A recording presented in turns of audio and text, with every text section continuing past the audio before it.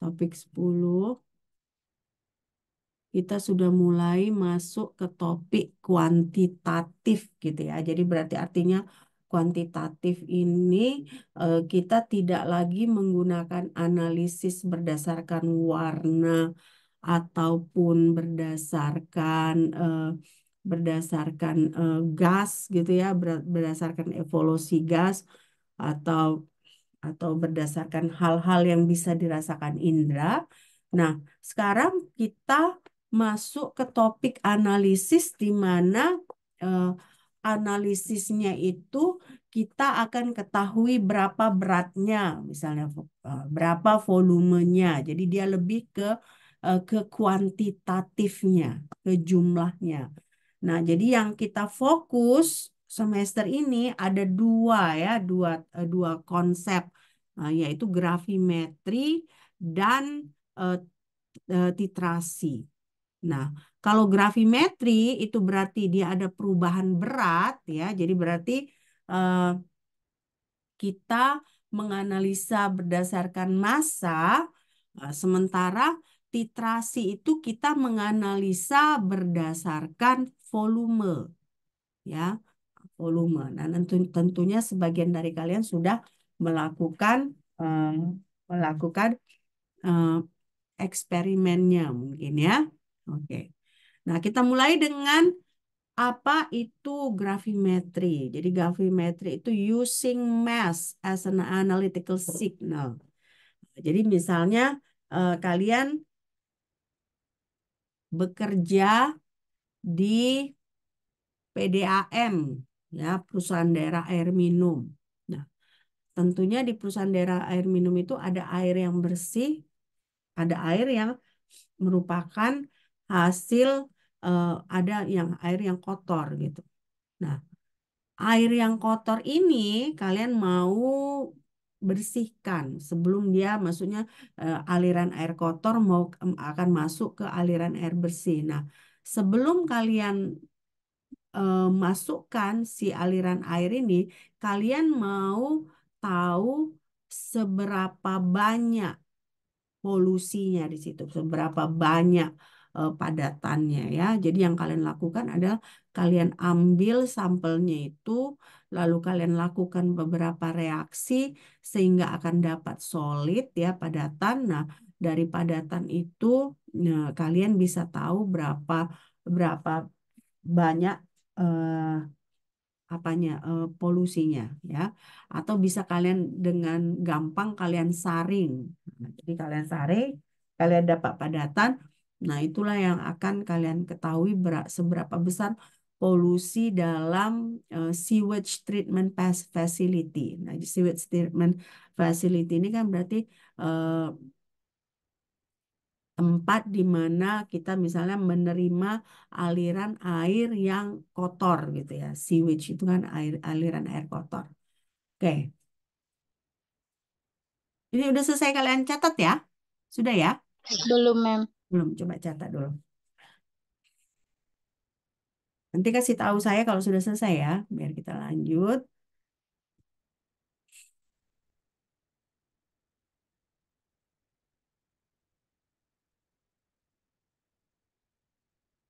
Sudah, Mem. Sudah ya? Nah, sekarang berarti kalau gravimetri ya, seperti saya bilang tadi, ambil sampelnya, disaring, nah, lalu dikeringkan, ya bisa pakai misalnya dikeringkan di matahari, dianginkan aja ya, supaya apa? Supaya kalaupun beratnya kita ukur tidak termasuk dengan berat liquidnya, ya.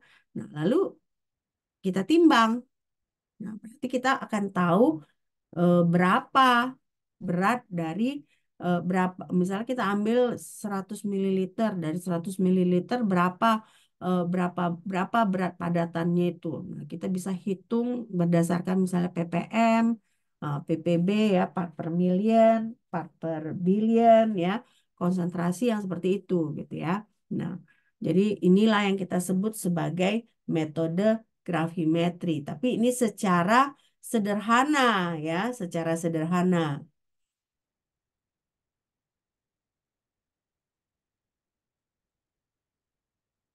Nah, secara sederhana.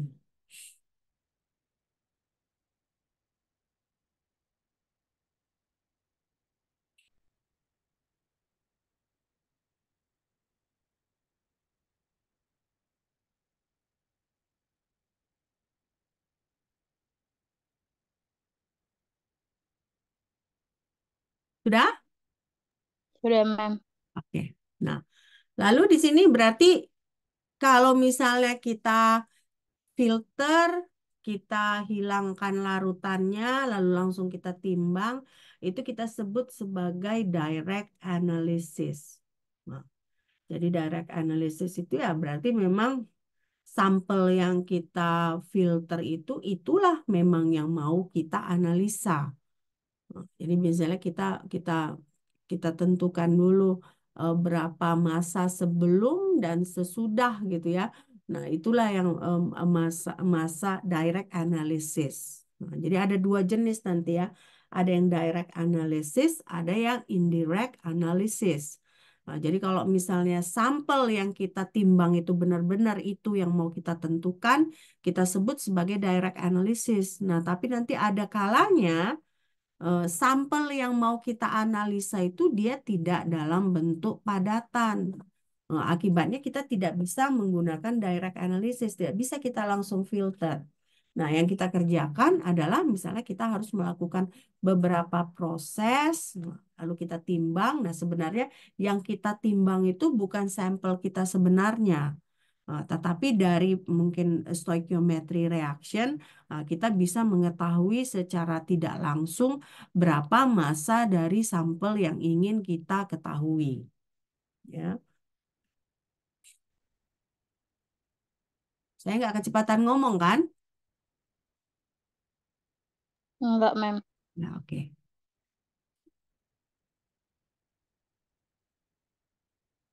Nanti kasih tahu saya kalau sudah selesai ya. Kalau selesai dicatat.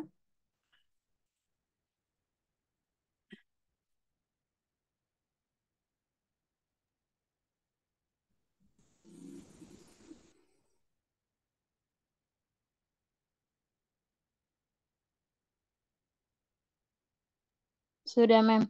Oke. Ya. Nah, ini yang contohnya. Bagaimana jika sampelnya itu adalah ion. Nah, kita kan sewaktu kita mempelajari kualitatif, kita tahu kalau misalnya ion itu sudah pasti dia larut, ya kan? Nah, kalau larut, nah, kita nggak akan bisa timbang. Ini contohnya kita misalnya punya Pb2+, ya. Kita mau menganalisa seberapa banyak Pb2+ yang ada dalam larutan tersebut. Nah, tetapi Pb2+ itu ya tentu dia dalam bentuk larutan ya. Artinya kita tidak bisa mengisolasi Pb2+, lalu tidak bisa kita filtrate ya. Nah, artinya kita tidak bisa mengetahui berapa massa Pb2+. Nah, jadi artinya kita harus mengubah Pb2+ ini menjadi padatan ya agar kita bisa mengukur masanya.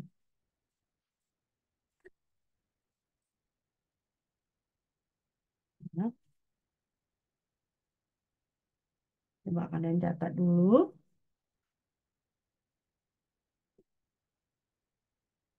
Nanti akan banyak contoh-contoh soal hitungan ya. Nanti di sini perbedaan antara UTS dengan UAS. Kalau UTS kan kita banyak hafalan ya. Nah, UAS nanti kita akan banyak eh, hitungan ya. Banyak perhitungan.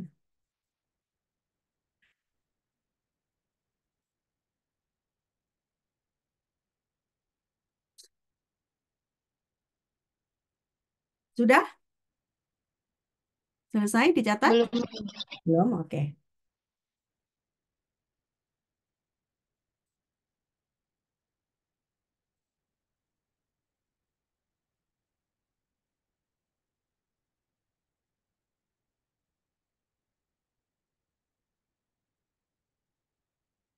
Sudah, Mem. Ya. Nah, sekarang tadi kan kita punya PB2 plus. Nah, jadi supaya kita bisa menganalisa PB2 plus, kita harus ubah PB2 plus menjadi PbO2, ya, plumbum oxide. Nah, caranya bagaimana? Caranya adalah kita melakukan reaksi elektrokimia. Nah, jadi ada kita menggunakan elektroda platinum, ya. Nah, berarti dari elektroda platinum ini kita punya larutan Pb2 plus, berarti artinya kita alirkan listrik, ya, karena kita akan ada perbedaan potensial. Jadi eh, elektron akan mengalir dari satu sisi ke sisi berikutnya. Nah, jadinya si Pb2 plus ini, ya kan, akan terdeposit di elektroda PT pada bagian anodanya. Nah, reaksinya seperti ini. Pb2 plus tambah H2O menghasilkan PbO2 solid. Nah, kalian lihat di sini kan aqueous. Nah, di sini solid tambah H2 tambah 2H3O plus aqueous. Nah, artinya sebelum kita lakukan reaksi, nah, kita harus mengukur berapa massa si platinum ini, platinum anoda platinum ini. Lalu setelah kita lakukan reaksi, kita lakukan kita akan melakukan eh, pengukuran massa dari anoda platinum ini. Nah, perbedaan massa itu merupakan massa PbO2. Nah, sehingga dari massa PbO2 kita akan tahu berapa massa dari Pb2 plus. Ya,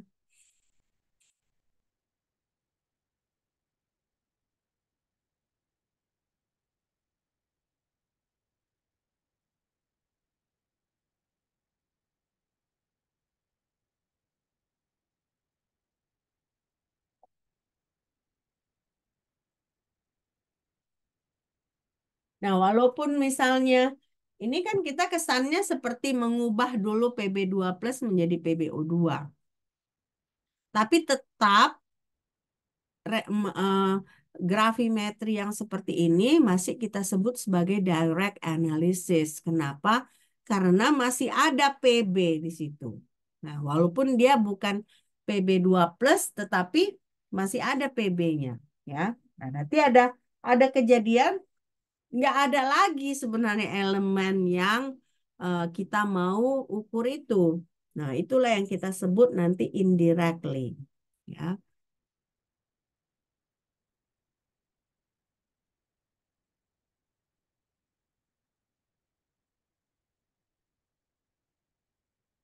Sudah, mem. Udah, oke, good. Thank you, Andini. Nah, inilah kita sebut sebagai direct analysis. Kenapa? Karena kita ukur dulu massa anoda sebelum, ya, lalu kita ukur massa anoda setelah kita lakukan reaksi elektrokimia tersebut. Nah, perubahan massanya merupakan massa PbO2.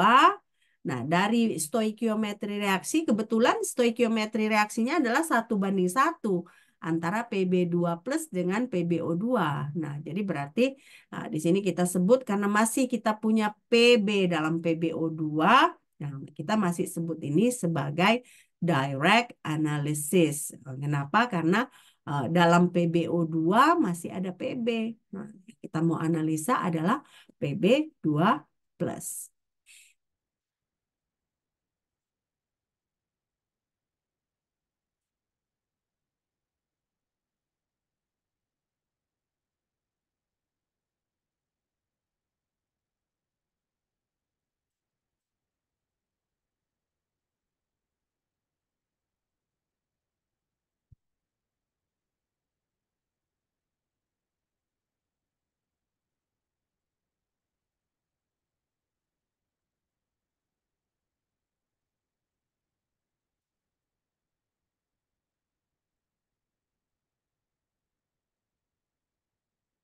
Selesai?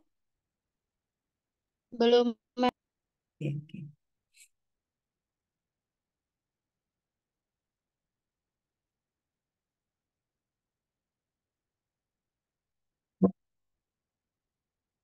Nanti kalau sudah selesai, infokan ke saya ya.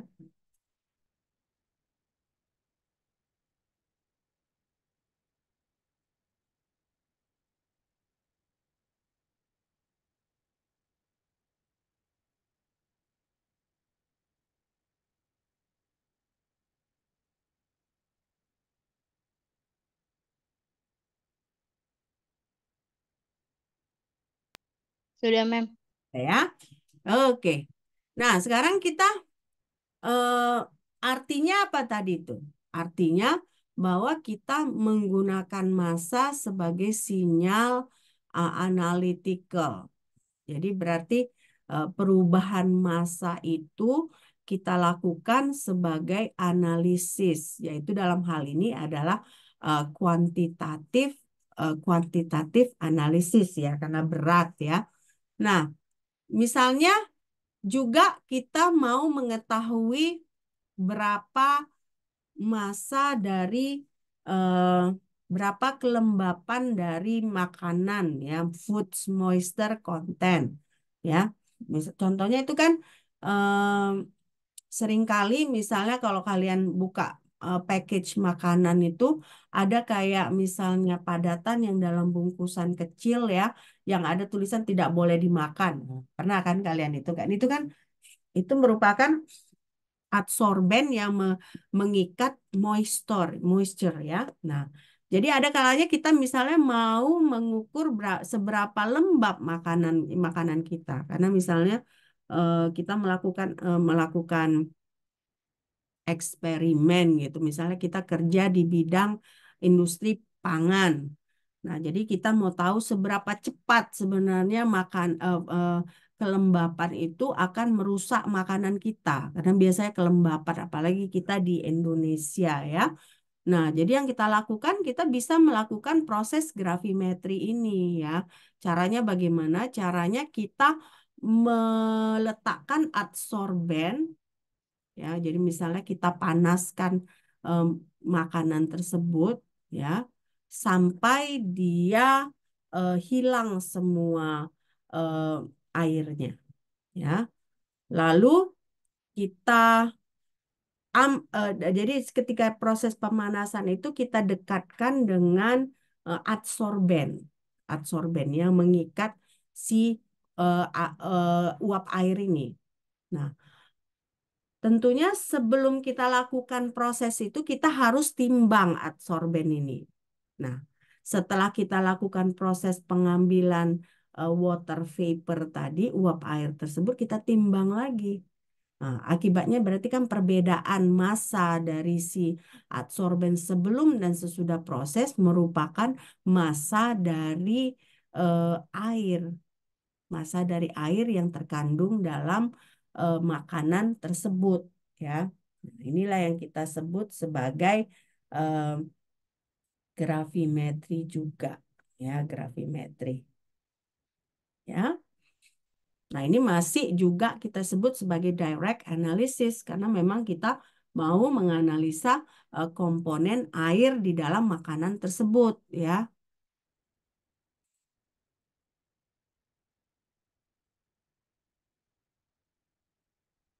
Sudah, Mem.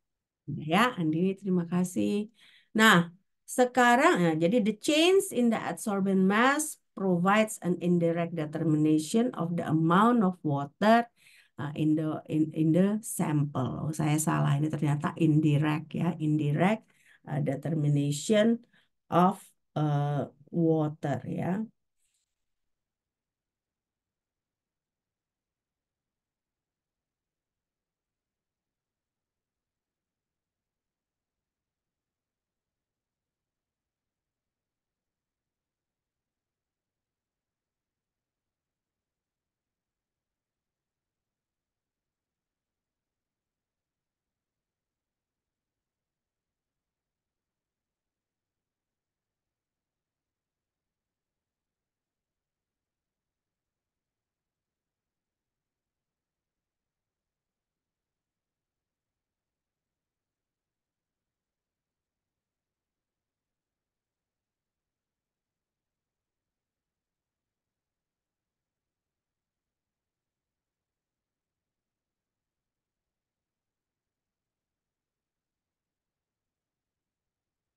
Sudah, Mem. Ya, oke. Nah, sekarang kita masuk ke indirect analysis yang lain ya. Ini ini yang tadi ya. Kalau kalian mau catat, kalian catat dulu. Tadi udah kita jelaskan ya.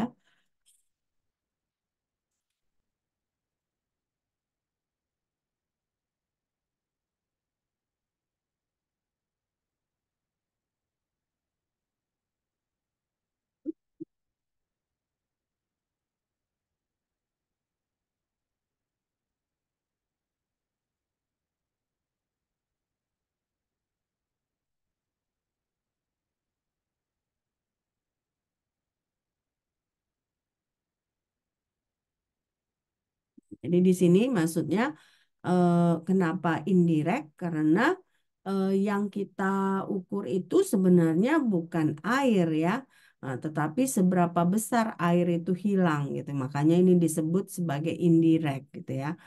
Jadi berapa besar air itu hilang di dalam makanan tersebut gitu ya.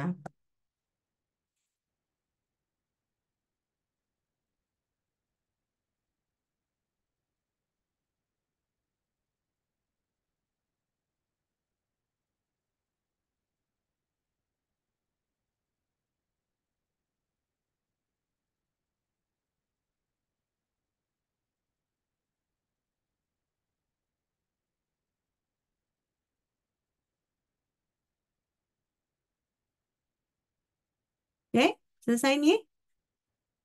Belum, Mem.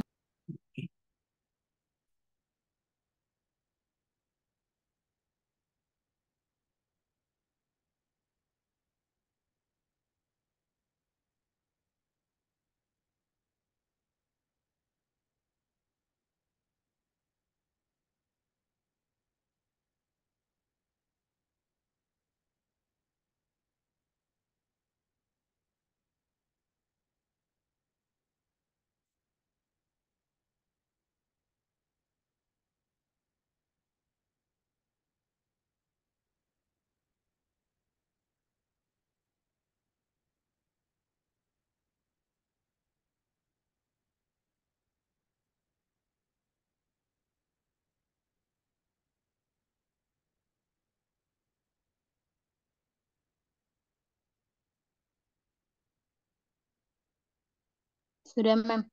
Ya. Nah, ini sekarang kita ada namanya AOAC 2007. Jadi 18 edition AOAC International ya. Nah, ini menyatakan sebenarnya eh, seperti apa metode yang bisa dinyatakan formal untuk menentukan kelembapan dari tepung. Jadi di sini dinyatakan bahwa si tepung itu paling tidak harus dipanaskan pada suhu 130 derajat Celcius dalam oven. Lalu dimasukkan ke dalam desiccator. Desiccator kan kalian tahu kan yang untuk mengadsorb kelembapan. Nah, lalu harus dibiarkan dulu dia eh, kembali ke suhu ruangan. Lalu kita timbang. Jadi berarti sebelum dipanaskan si si tepung itu harus ditimbang. Lalu sesudah dipanaskan dia juga bisa kita timbang lagi gitu ya. Sesudah dipanaskan dan dibiarkan dingin. Jadi jangan ditimbang lagi panas-panasnya nggak boleh.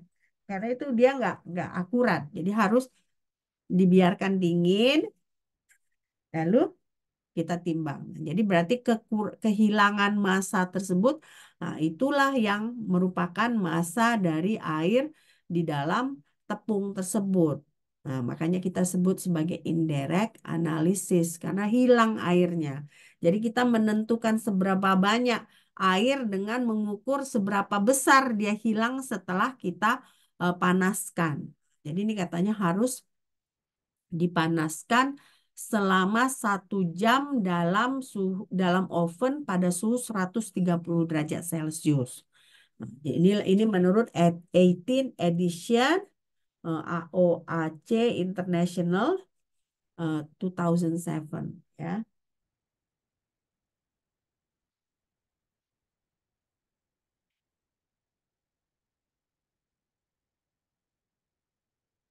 Lihat dulu.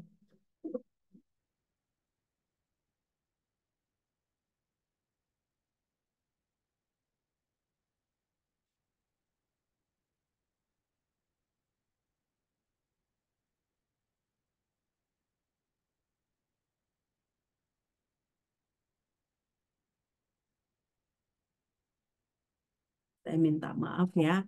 Eh, saya masih flu jadi makanya masih suara saya pun masih beda. Oke.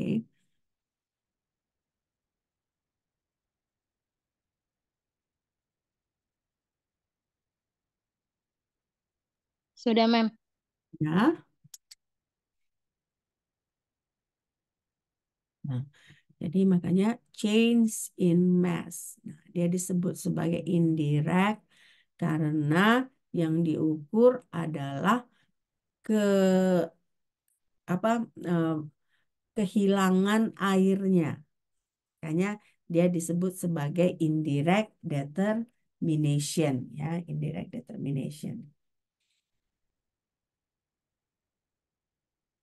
Nah, disebutkan di sini bahwa dia si air itu adalah perbedaan massa, bukan final mass-nya. Final mass-nya itu ya tentunya eh, mm, tidak mengandung air lagi. Nah, yang mengandung air itu adalah initial mass-nya.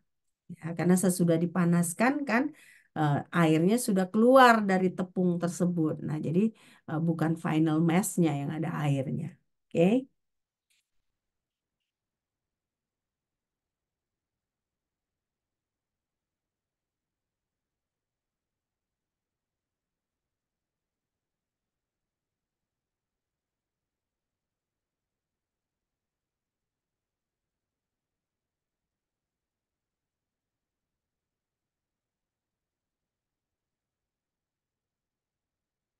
Sudah, Mem.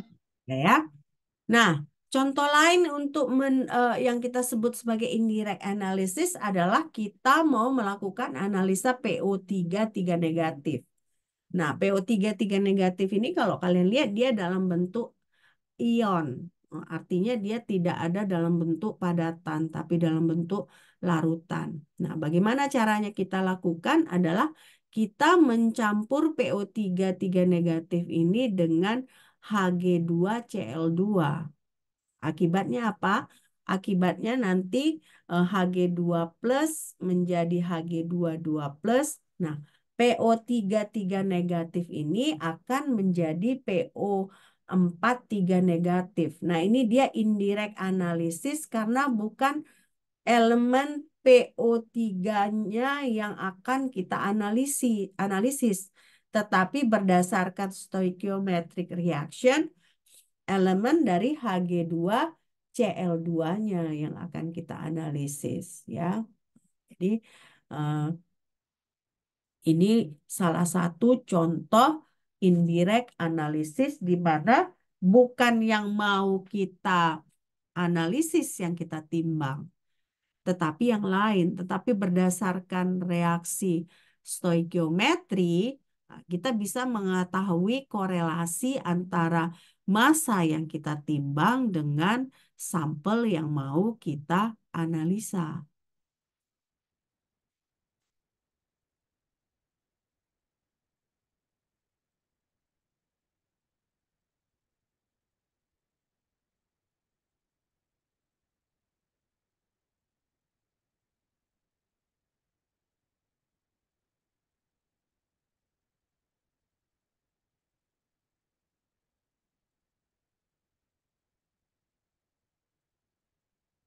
Andini sebagai juru bicara ya, juru bicara kelas ya, yang menyatakan sudah selesai atau tidak ya. Sudah, Mem. Ya, ya, oke. Terima kasih Andini. Nah, ini reaksinya. Yang mau kita analisis adalah PO3 negatif. Nah, kita reaksikan dengan Hg Cl2. Yang dua-dua sama-sama aqueous. Nah, tapi berdasarkan reaksi oksidasi reduksi akan terbentuk Hg2Cl2 dalam bentuk solid. Sementara yang mengandung P di sini fosfor, dia berubah dari PO3 3 negatif menjadi PO4 3 negatif. Artinya apa? Artinya yang mengandung fosfor itu masih dalam bentuk aqueous. Nah, jadi yang bisa kita timbang, yang bisa kita analisa berapa masanya adalah Hg2Cl2. Tapi nggak apa-apa. Kenapa? Karena di sini ada reaksi stoikiometri. Jadi kita berdasarkan ini berapa masanya, kita bisa jadikan mol, ya kan? Lalu kita bisa konversikan, ya kan, mol yang sini menjadi mol PO3, berapa mol PO3 3 negatif, lalu kita kalikan dengan massa molar dari PO3 3 negatif. Nah, dapatlah massa dari PO3 3 negatif walaupun sebenarnya dia dalam bentuk aqueous, ya.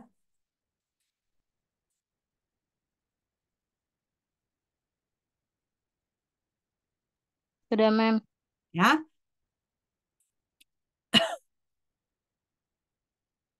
Nah, di sini dinyatakan bahwa kalau kita tambahkan HgCl2 secara ekses, ya, 1 mol PO3 3 negatif itu akan menghasilkan 1 mol Hg2Cl2. Artinya berarti dari 1 mol ini, ya, kita tinggal 1 mol dikalikan molar massa PO3 3 negatif.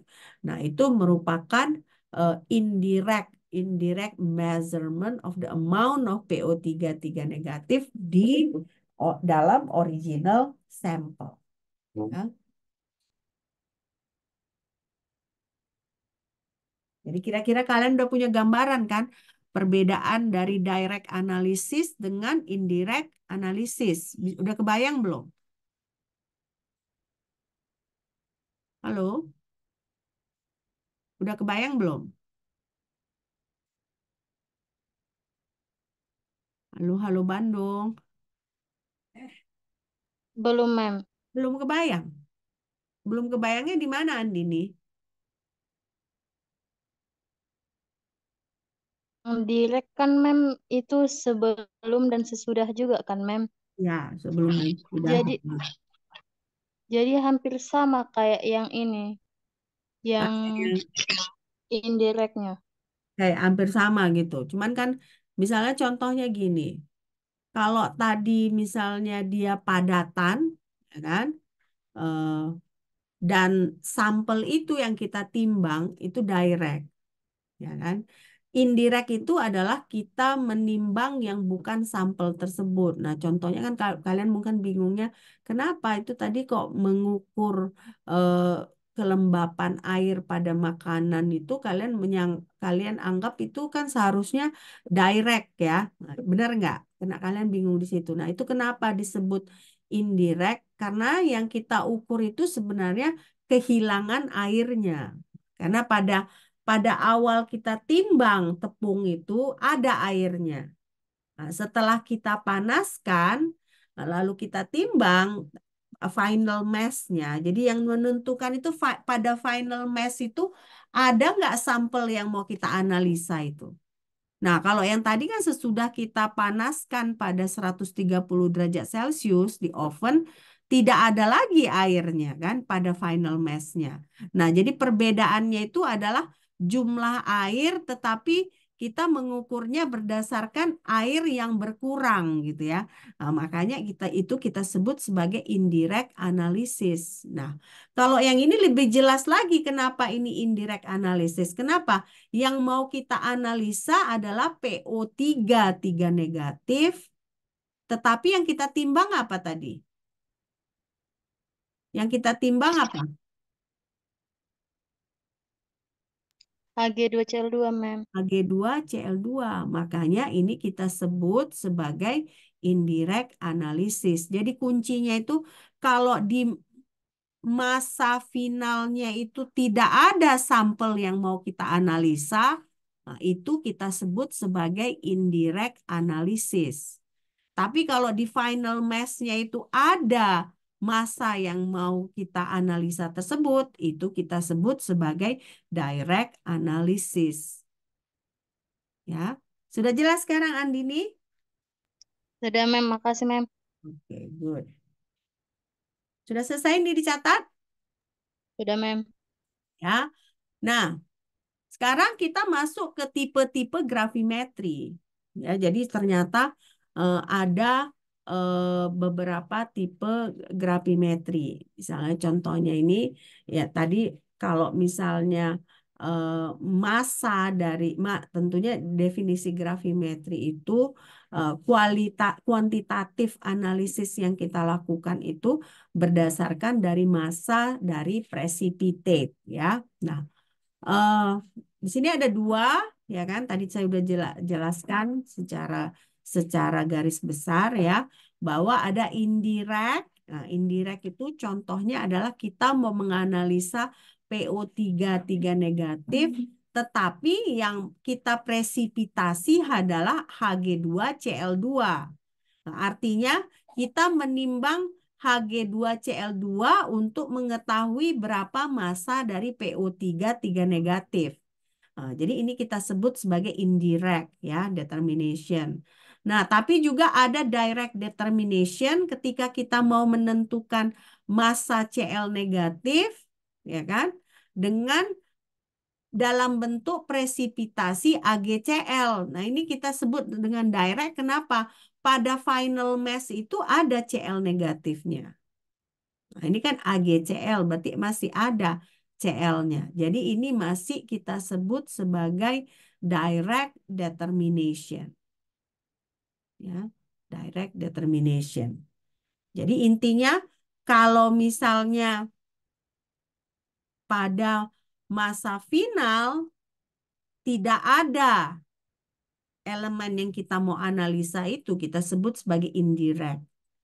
Kalau pada masa final masih ada elemen yang mau kita analisa, nah dalam hal ini kan dia AgCl, sementara yang mau kita analisa Cl negatif. Nah ini masih kita kategorikan sebagai eh, direct determination.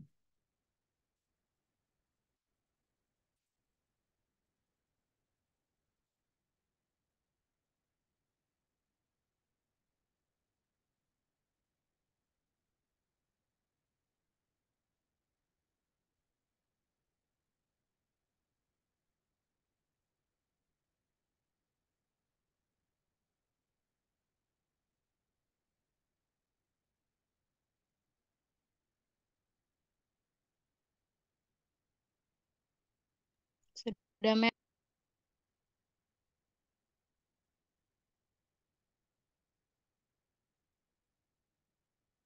Nah, sekarang masuk kita namanya elektrografimetri. Berarti gravimetri tetap ya, massa sebagai analytical signalnya. Nah, ada kata elektro. Berarti apa? Berarti artinya kita menggunakan elektrokimia, elektrochemistry. Nah, contohnya tadi kita sudah sebut. Misalnya kita mau menganalisa Pb2+, nah yang kita ini kan maksudnya yang kita lakukan adalah kita mendeposisikan PbO2 pada anoda platinum anoda. Nah, ini merupakan salah satu contoh elektrografimetri. Nah, ada juga misalnya kita punya Cu2+. Yang kita lakukan adalah kita mereduksi Cu2+ menjadi Cu pada katoda dari platinum.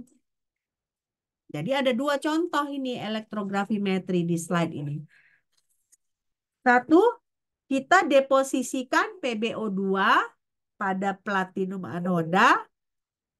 Satu lagi, kita mereduksi Cu2+ menjadi Cu, artinya Cu-nya ini akan menempel pada katoda. Nah, jadi berbeda di sini pada anoda, nah di sini pada katoda. Nah, ini adalah contoh elektrografimetri. Ya, elektrografimetri.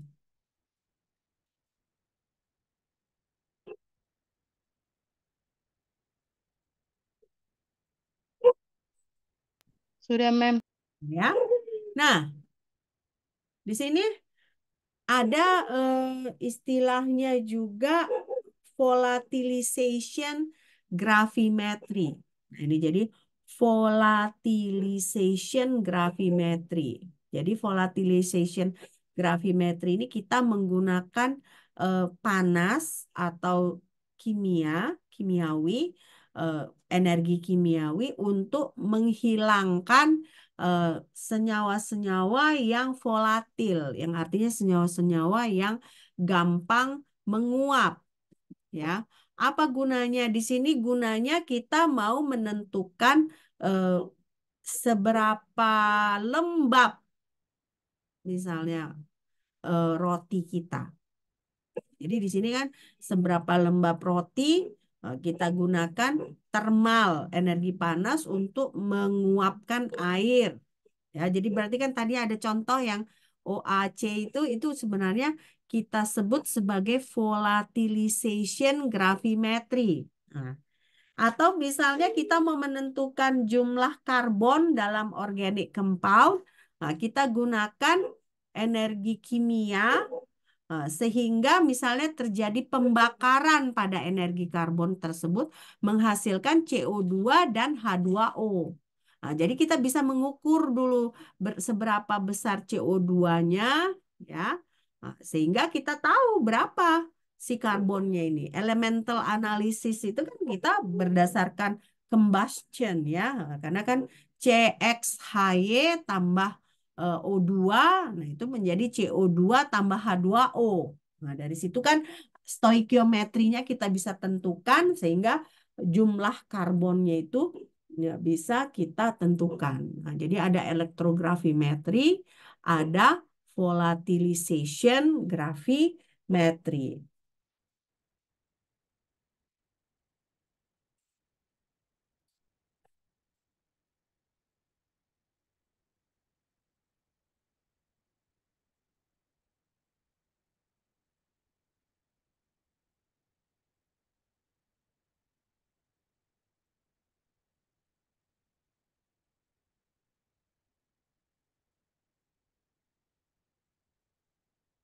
Nanti diinfokan ya kalau udah selesai ya, dicatat Sudah, Mem. ya. Oke. Nah, lalu kita punya namanya particulate gravimetri. Nah, particulate gravimetri ini berarti misalnya kita menggunakan filtrasi atau extraction. Nah, lalu berarti eh, hasil filtrasi itu eh, berarti itu adalah yang kita sebut sebagai particulate gravimetri. Berarti kan kita timbanglah dulu filter paper sebelum kita filterkan sampel kita. Nah, lalu si sesudah kita eh, filterkan, ya, kita timbang lagi filter papernya. Nah, berarti solid yang ada di filter paper itu, itulah contohnya kita menggunakan particulate gravimetri.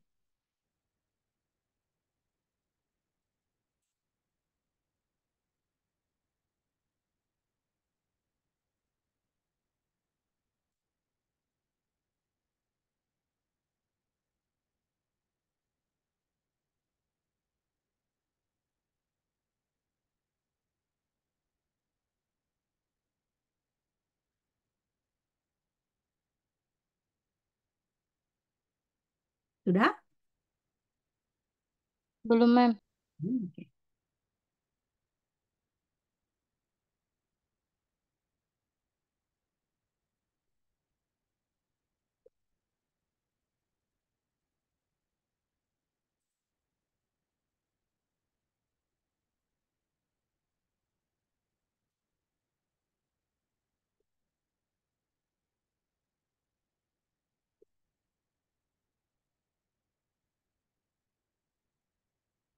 Sudah, Mem. Hah? Oke. Nah, sekarang kita masuk ke namanya conservation of mass. Nah, jadi kenapa kita bisa memakai massa ini sebagai analytical sample?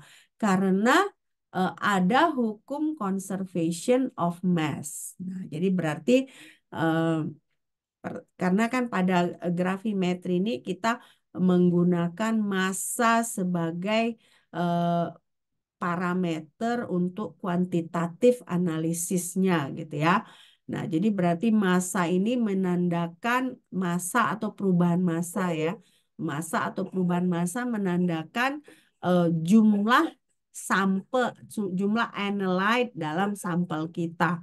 Nah, karena itu kita menggunakan conservation of mass. Nah, artinya kalau kita menggunakan conservation of mass, kita menggunakan prinsip-prinsip stoikiometri. Nah, jadi berarti perhitungan massa dari analyte kita itu bergantung pada stoikiometri reaksi yang kita pergunakan, ya.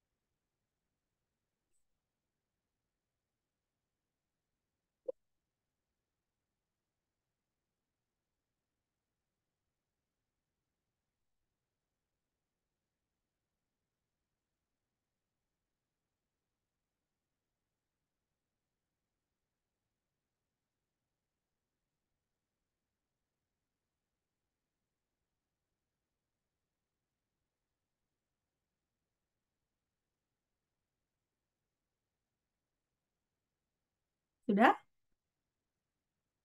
Belum, Mem. Oke.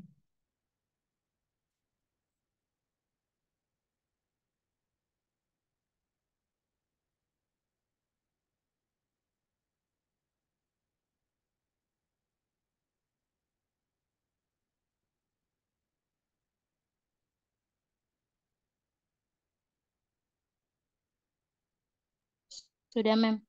Ya. Nah, jadi ini tadi ingat ya, eh, yang udah kita sebut, kita punya PO3 tiga negatif, ya kan? Nah, kita bisa mengetahui massa PO3 negatif dari massa Hg2Cl2. Tapi untuk menentukan massa PO3 negatif ini, kita eh, harus tahu stoichiometry reactionnya, ya. Jadi kita memang menggunakan filter. Ini termasuk dia juga particulate, eh, particulate juga, bukan particulate. Maksudnya ini kita kita gunakan menimbang massa juga, yang artinya gravimetri. Nah, tetapi kita menggunakan reaksi stoikiometri untuk menentukan PO3 negatif, ya.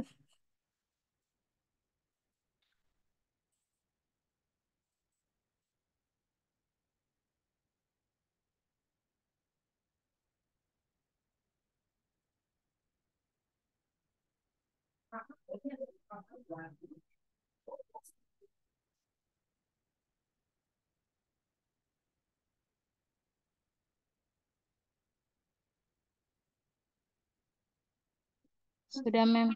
Udah ya? Ini udah kita. Nah, sekarang kenapa sebenarnya gravimetri penting? Ya, nanti pada dasarnya di kehidupan nyata yang digunakan itu hanya particulate gravimetri, ya, gravimetri yang paling sederhana, yaitu kalian hanya menyaring dan menimbang, ya. Nah, tapi kenapa kita perlu mempelajari ini? Nah, ini kita nggak usah catat, adalah karena konsep gravimetri ini berkaitan dengan konsep stoikiometri. Nah, artinya dengan kita mengetahui gravimetri, kita akan mengetahui konsep massa, lalu kita akan mengetahui konsep mol, lalu kita akan mengetahui Avogadro, angka bilangan Avogadro yang ada kaitannya dengan massa 12 karbon yang merupakan ini semua merupakan basic dari kimia gitu ya. Basic dari eh, kimia yang sesungguhnya.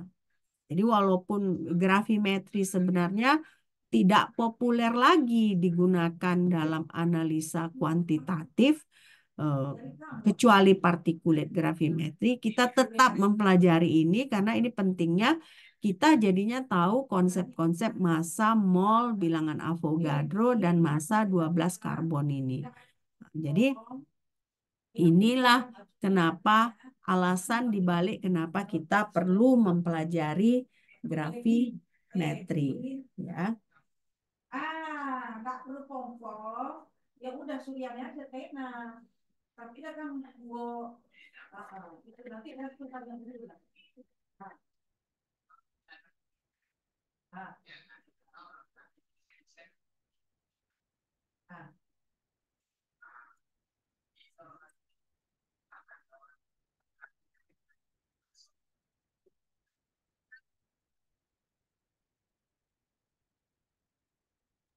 Sudah, Mem. Ya, oke. Kita lanjut ya, lanjut ke topik selanjutnya karena banyak sekali topik yang perlu kita pelajari. Jadi paling nggak sampai mungkin sejam lebih dikit kita akhiri perkuliahan kita ya.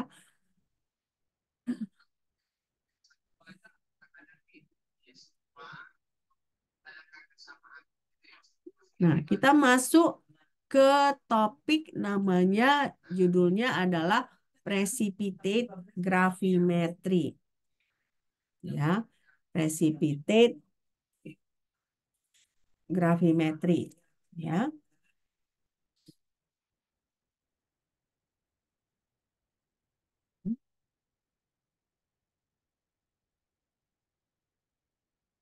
precipitate gravimetry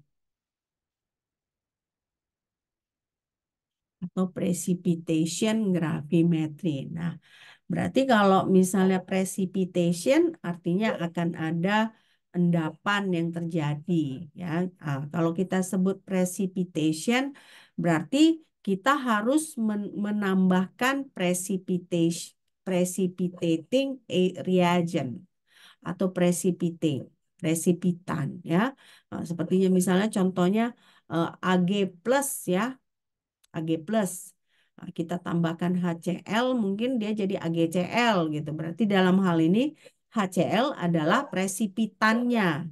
Jadi kita bisa menganalisa Cl negatifnya. Nah, ini yang kita sebut sebagai precipitation gravimetry. Berarti kita tambahkan presipitan atau precipitating reagent ya.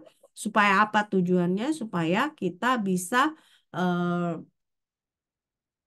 menganalisa berapa masanya ya.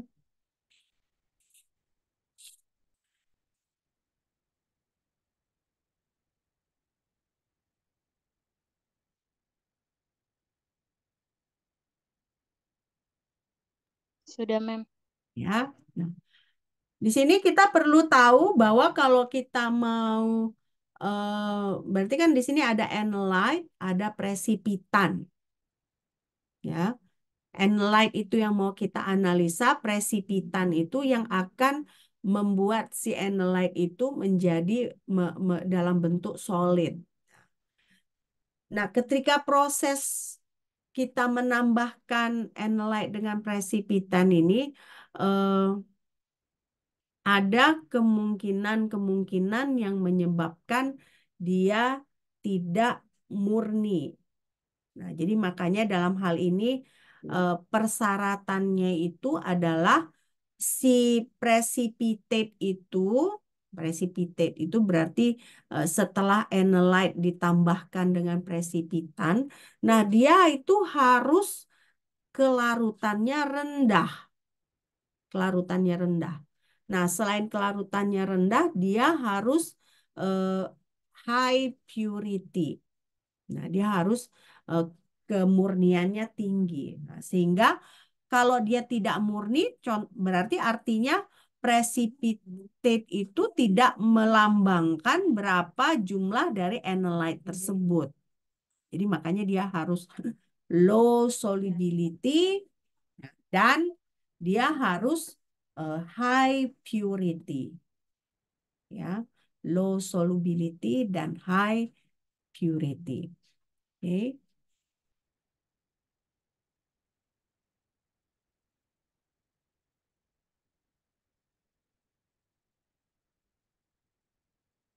Sudah, Mem. Nah, ini saya sudah jelaskan di sini bahwa ada dua komponen dari dari precipitation gravimetri ini. Pertama, precipitate-nya itu artinya hasil yang analyte dicampurkan dengan precipitation agent itu, reagent itu harus rendah kelarutannya. Nah, yang harus rendah kelarutannya dan dia harus high purity, ya. Nah, yang kedua, dia harus mudah kita memisahkan antara precipitate dengan campuran reaksinya. Kalau tidak mudah, misalnya ternyata si solid itu merupakan gabungan juga beberapa reaktan. Nah, itu kan berarti kita tidak mudah memisahkan. Nah, akibatnya ya itu tidak bisa digunakan sebagai precipitation gravimetry. Nah, jadi ada dua, dia harus low solubility and high purity. Second, it has to be easy to separate precipitate from the reaction mixture.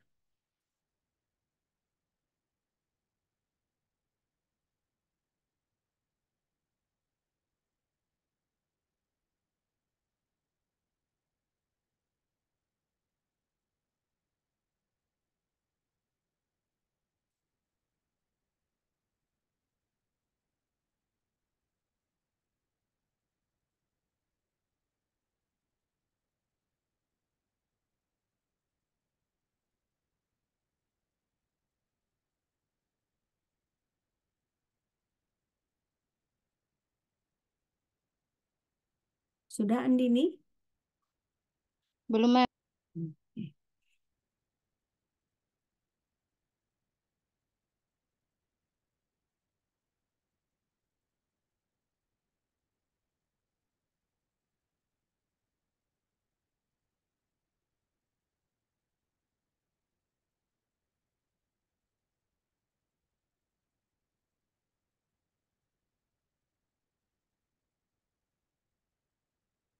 Sudah, Mem. Ya. Karena itu makanya kita eh, perlu mengetahui bagaimana solubility-nya, kelarutannya.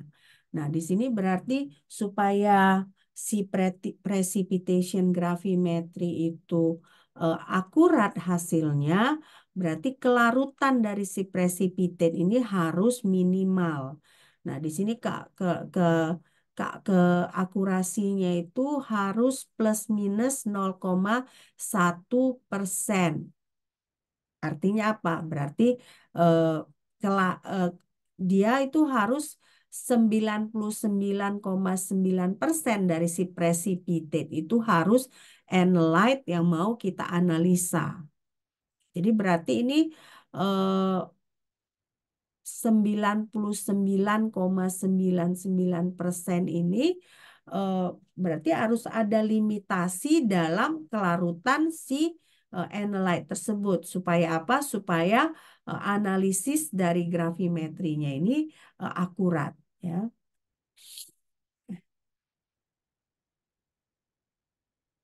Karena misalnya kan kita mau dia dalam bentuk padatan.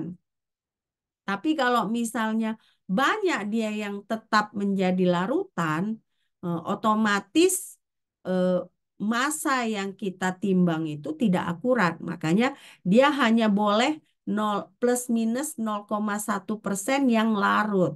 Jadi artinya 99,9% itu dia harus dalam bentuk padatan. Itu baru kita sebut si gravimetri ini akurat. Makanya tadi persyaratan pertama dari precipitate gravimetri itu adalah dia harus low solubility.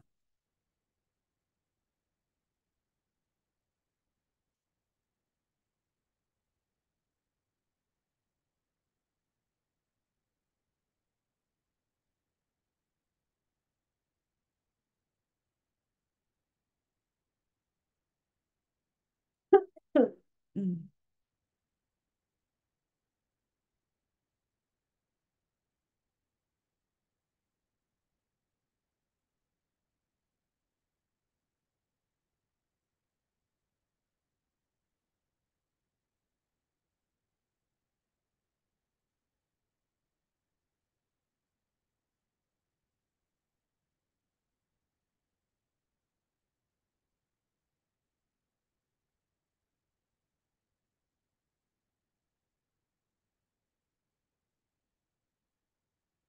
Sudah, Mem. Ya, nah, jadi di sini berarti eh, artinya apa? Artinya kita harus meminimize ya, kita harus meminimumkan solubility losses ya. Artinya si padatan itu jatuh ke larutan ya. Maksudnya dia jadi berubah jadi larutan. Kita harus meminimize. Nah, untuk meminimize itu kita harus mengerti bagaimana reaksi kesetimbangan dari si eh, reaksi presipitasi ini ya. Jadi kita harus harus meminimize ya, meminimumkan, meminimumkan ya.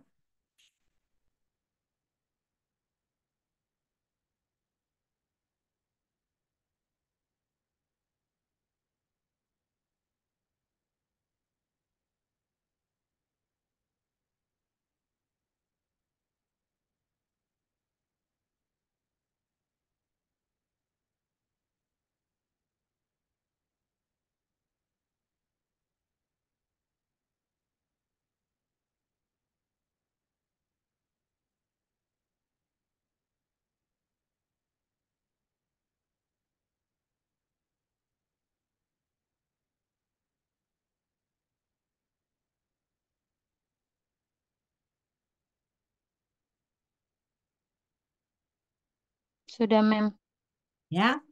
Nah, berarti artinya apa? Artinya kita harus mengerti konsep dari reaksi kesetimbangan. Nah, ini contohnya. Kita punya kita punya AG. Nah, AG ini eh, AG plus. Sorry ya, ini salah. Ini harusnya AG plus, bukan AG. Kalau AG dia tentunya dalam bentuk padatan ya otomatis kita bisa analisa menjadi eh, tanpa menggunakan reaksi presipitasi. Nah, tapi kalau misalnya AG plus kan dia dalam bentuk larutan ya. Nah, jadi yang kita lakukan adalah kalau kita mau menganalisa Ag+, kita tambahkan NaCl. Nah, NaCl ini berarti adalah presipitan atau precipitation agent, reagent ya. Jadi reaksinya adalah misalnya kalau Ag plus ini misalnya ada AgCl berarti reaksi kesetimbangannya adalah Ag plus tambah Cl negatif menjadi AgCl. Nah, AgCl inilah yang harus kita ukur padatannya. Nah, tapi kan kita nggak mau, ini kan dia kesetimbangan. Artinya ada kemungkinan si AgCl ini balik ke dalam bentuk larutan, ya. Yang kita mau kan dia ke kanan reaksinya. Kita nggak mau terjadi reaksi yang ke kiri. Nah, dalam hal ini berarti kita harus perhitungkan apa? Kita harus tambah sebanyak mungkin in excess dari Cl negatif agar reaksinya memang ke kanan. Ya. Nah, jadi dengan menambah Cl negatif secara ekses, artinya kita meminimize kemungkinan AgCl dalam bentuk solid ini berubah menjadi Ag plus dan Cl negatif yang tidak lagi dalam bentuk padatan. Nah, jadi kita minimize dengan menambahkan Cl negatif secara ekses.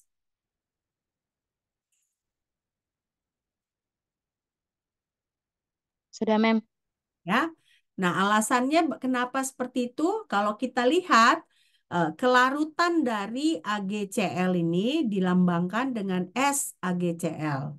Nah, SAgCl ini merupakan sama dengan konsentrasi dari Ag plus atau sama dengan Ksp, ya.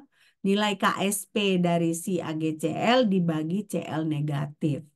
Nah, persamaan dua ini membuat kita mengerti kalau Cl negatif ini ditambahkan banyak, eh, otomatis ini nilainya kecil. Nah, semakin kecil nilai ini, semakin kecil kelarutannya, artinya semakin kecil kemungkinan AgCl berubah menjadi larutan. Jadi makanya cara kita meminimais kelarutan si AgCl itu adalah dengan menambah sebanyak-banyaknya Cl negatif.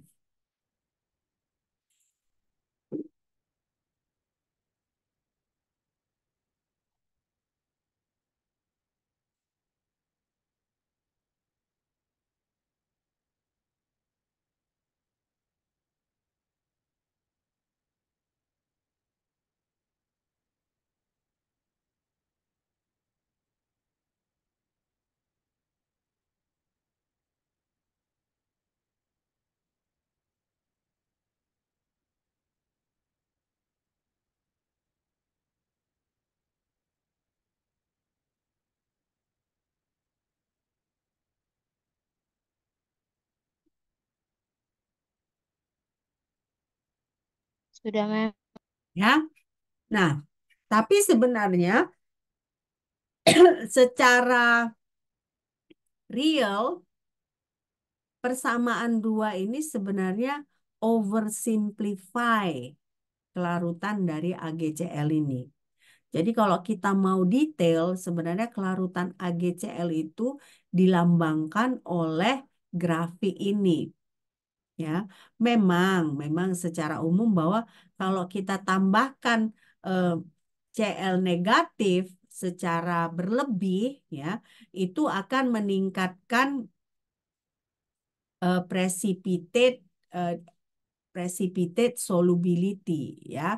Nah, jadi makanya inilah dia prediksinya, ya. Nah, tapi sebenarnya, ya kan, tunggu dulu,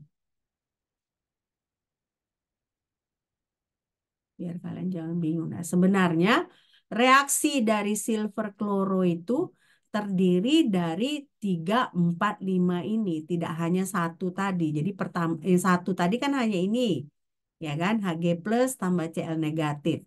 Nah, tapi kalau kita sebenarnya mau mempertimbangkan kelarutan dari AgCl ini, ya, kita harus pertimbangkan reaksi 3, 4, 5 ini. Jadi kalau kita lihat di sini kan, si AgCl ini, ya kan, kemungkinannya ada beberapa, ada 3. Nah, dia Ag plus tambah Cl negatif menjadi AgCl aqueous. Nah, lalu AgCl tambah Cl negatif dia juga menjadi AgCl2 negatif aqueous. Nah, lalu AgCl2 negatif aqueous, nah, kita tambah lagi Cl negatif, dia menjadi AgCl3 2 negatif aqueous. Nah, jadi berarti artinya kalau misalnya kita mau detail, ya, kelarutan si AgCl itu harus kita pertimbangkan reaksi keseluruhan ini. Oke, coba kalian catat dulu sebelum kita lanjutkan ya, pelan-pelan.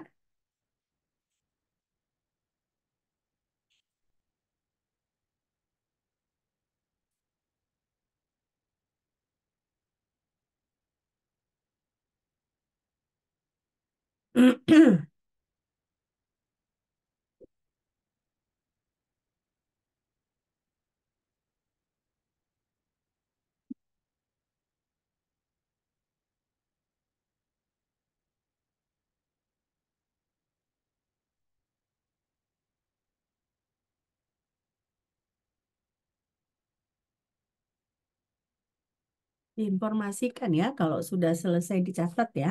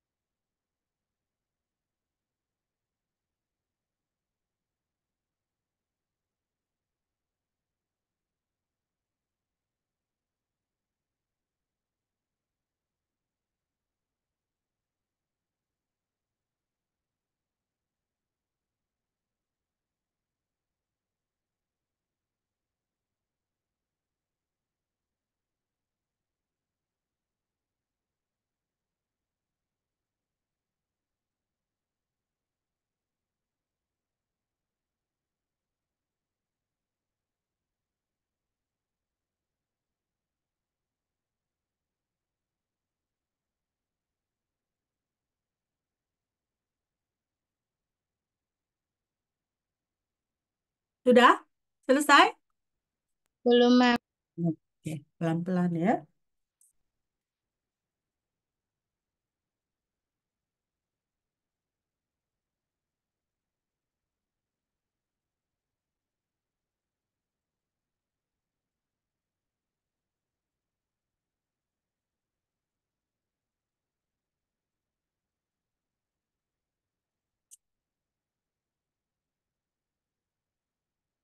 Sudah, Mem. Udah, udah ya, oke. Nah, jadi berarti kalau kita lihat di sini reaksi tiga ini AgCl aqueous yang terbentuk, ya. Sementara reaksi satu kalian ingat dia bukan dalam bentuk aqueous tetapi dalam bentuk solid, ya.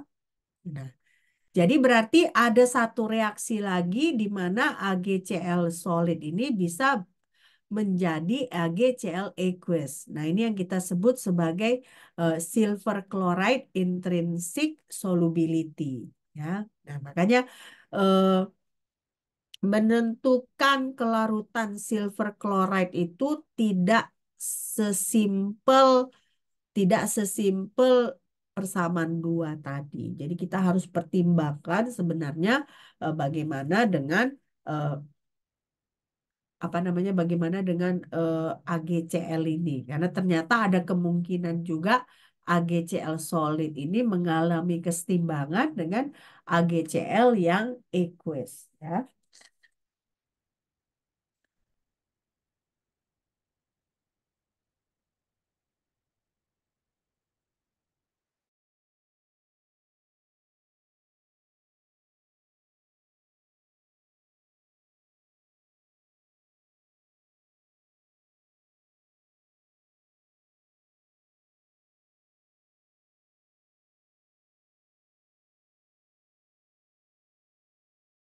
Sudah.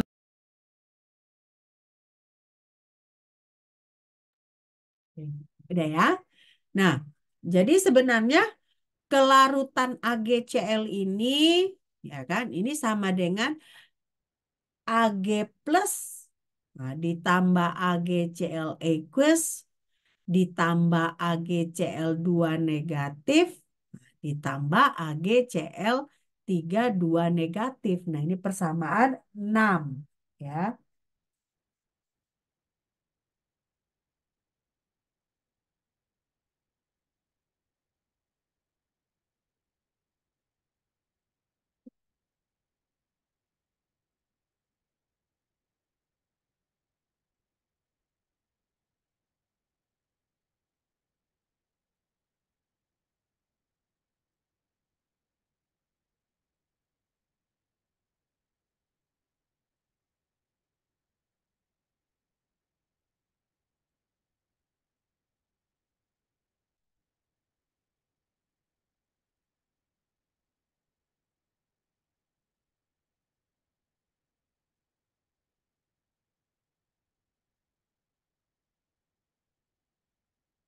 Jadi kalian harus buat catatan bahwa sebenarnya ya kelarutan AgCl itu tidak semudah persamaan dua. Kalau persamaan dua itu kesimpulannya kan semakin banyak Cl negatif ditambahkan, ya large excess Cl negatif itu menyebabkan kelarutan AgCl rendah. Nah, nanti kita lihat dari persamaan 6 ini sebenarnya kenyataannya bagaimana gitu ya.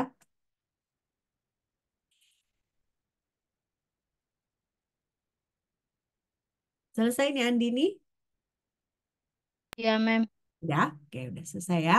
Nah, jadi sebenarnya kalau kita lihat SAgCl, kelarutan AgCl itu sama dengan Ksp dibagi Cl negatif, nah, ditambah K1 dikali Ksp, ditambah K1 kali 2 kali Ksp, konsentrasi Cl negatif, lalu ditambah K1, K2, K3, Ksp, Cl negatif pangkat 2 atau persamaan 7 ya.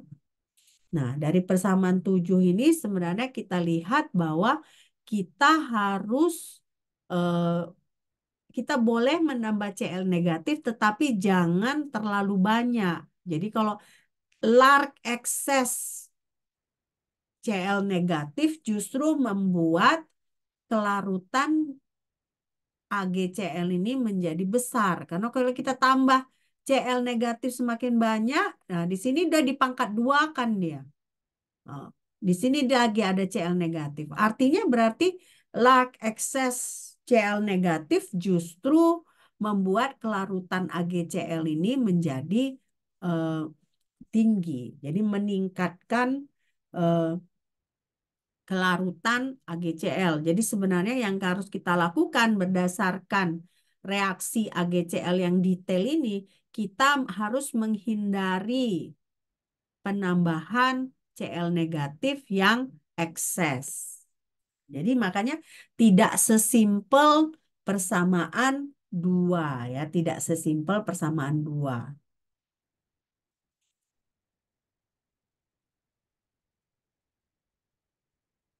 Oke, kalau sudah kita akhiri di sini dulu ya. Kita lanjutkan lagi minggu depan. Minggu depan kita mudah-mudahan kita bisa offline ya. Eh, Lalu 2 minggu lagi kita akan ada cuti bersama lagi. Saya harap kalian menyediakan waktu juga agar kita bertemu lagi pagi-pagi seperti ini. Karena kalau kita biarkan eh, tidak kita ikuti perkuliahan, saya takut nanti topik-topik yang harus kita selesaikan tidak selesai gitu ya. Nah, nanti yang kalian rugi gitu. Saya tahu kalian pengen liburan ya, tapi eh, biarlah kita kerja keras selama semester berjalan ini ya, karena nanti toh ketika semester sudah berakhir ya, kalian ada banyak masa libur, ada mungkin 2 bulanan. Nah, jadi selama waktu semester berjalan biar kita kerja keras. Oke? Oke, sudah selesai nih slide-nya? Sudah Sudah, bisa? Sudah, Mem. Sudah? Sudah Nurul? sudah, Mem. Oke, sudah. Nah, sekarang sebelum kita akhiri, saya mau tanya, ada nggak tadi yang apa namanya? Ada nggak yang hadir sesudah kelas kita mulai? Ini Cintami hadir? Hadir, Mem. Dia tadi terlambat berarti ya Cintami. Iya. Denada, Hadir, Mem. Mela, Hadir, Mem.